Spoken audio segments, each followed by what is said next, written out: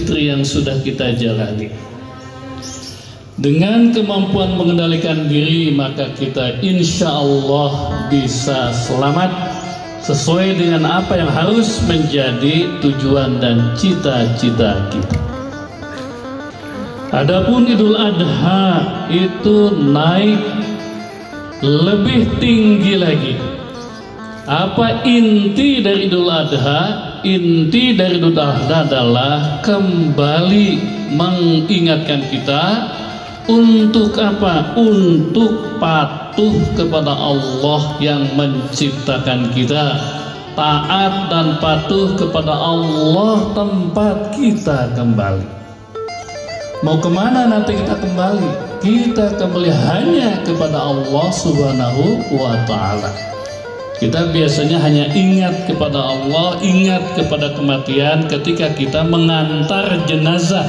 Sering dalam perjalanan hidupnya kita lupa kepada Allah yang menciptakan kita, yang menciptakan alam semesta, yang menciptakan matahari, yang memberikan kehangatan kepada kita, dan Allah lah yang menunggu kita. Inilah yang dipraktikkan oleh Nabi Ibrahim, Nabi Ismail. Bayangkan, sudah lama ingin punya anak laki-laki, ternyata tegap, ganteng, pinter, dan luar biasa. Ketika sampai kepada dewasa harus disembelih, dan disembelih dibunuhnya oleh tangan sendiri. Kita sebagai orang tua lebih sakit ketika melihat anak kita sakit. Kita sakit sering tahan, tapi melihat anak kita sakit kita sering lebih tidak tahan. Dan yang diterima Nabi Ibrahim adalah bagaimana harus membunuh dengan tangannya sendiri. Tapi Ibrahim melaksanakannya. Kenapa? Karena patuh dan taat kepada Allah. Allahu Akbar walillahil hamd. Jamaah Idul Adha, terutama kaum muda, ini yang sering tidak diungkap. Kenapa kita harus patuh kepada Allah? Yang pertama adalah karena Allah itu di atas orang tua kita, di atas pimpinan kita. Tanya kepada orang tua, ada tidak orang tua yang ingin mencelakakan anaknya dengan perintah-perintah dan larangannya? Tidak ada. Inilah yang menjadi sumber kita, sumber ketaatan dan kepatuhan kepada Allah. Kenapa? Karena kita yakin seyakin-yakinnya Allah dengan perintah dan larangannya itu semua untuk membawa kepada kebajikan.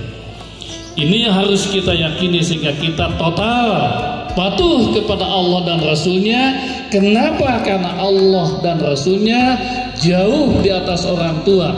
Semua perintah dan larangannya untuk kebaikan kita.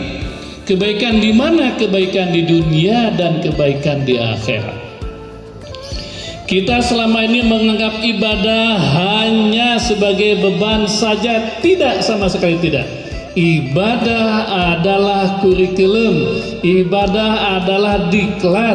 Perintah dari Allah dan Rasulnya, larangan dari Allah dan Rasulnya ibarat sebuah diklat, sebuah kurikulum. Untuk apa? Agar kita naik fid dunya hasanah wa fil akhirati hasanah.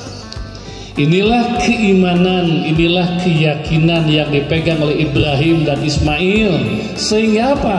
Ketika Ismail mendapatkan kabar dari anaknya bahwa bapaknya akan menyembelihnya, dia juga mengatakan, if'al ma tu'mar, lakukanlah ayah apa yang diperintah Allah kepadamu.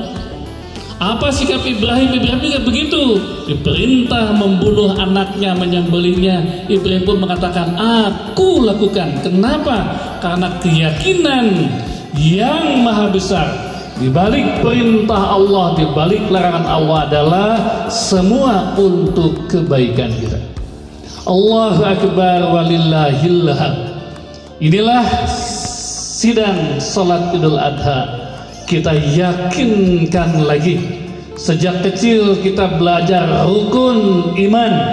Kita juga hafal Asmaul Husna, tapi sering pengamalannya kurang. Kenapa? Karena kita kurang yakin.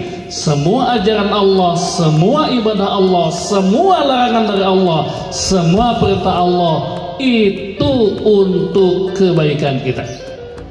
Rasulullah pernah mengatakan bahwa cintanya Allah kepada manusia itu dibandingkan dengan cintanya orang tua kepada anaknya bagaikan satu tetes air. Sayang orang tua dibandingkan dengan air di samudra, yakni kasih sayang Allah. Allahu akbar walillahillah.